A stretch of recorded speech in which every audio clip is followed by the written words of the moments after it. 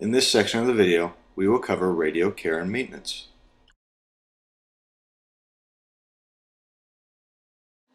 Removing the battery from the radio first requires you to turn the radio to the side. Take note, we have a flatter side and a curved side with a metal tab in the middle. We'll push this tab up and twist either way to remove the battery clamshell. Then, pushing in on the middle portion of the battery housing, we can move the outer clamshell of the radio, and we have 9 AA batteries. When replacing the battery clamshell, we'll first ensure that we have all 9 batteries. Then, taking the outer clamshell, we'll note we have a curved side and a flatter side.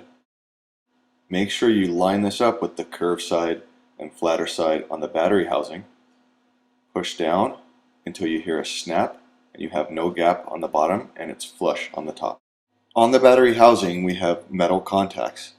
These allow the battery to be replaced in multiple directions. Line up the metal contacts, twist, and ensure the metal tab snaps back into place. The battery should be secure when properly replaced.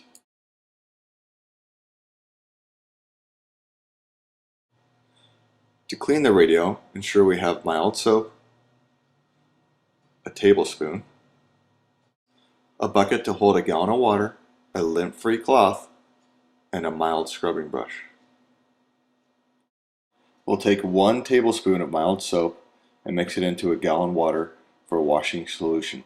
Clean the outside of the radio using your cleaning solution and brush. Avoid the radio contacts and make sure you do not over-drench the radio or let water sit in the electronics.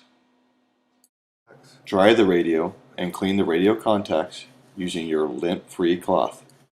When cleaning the radio, avoid submerging the radio in water and do not use hydrocarbons or harsh chemicals to clean the radio.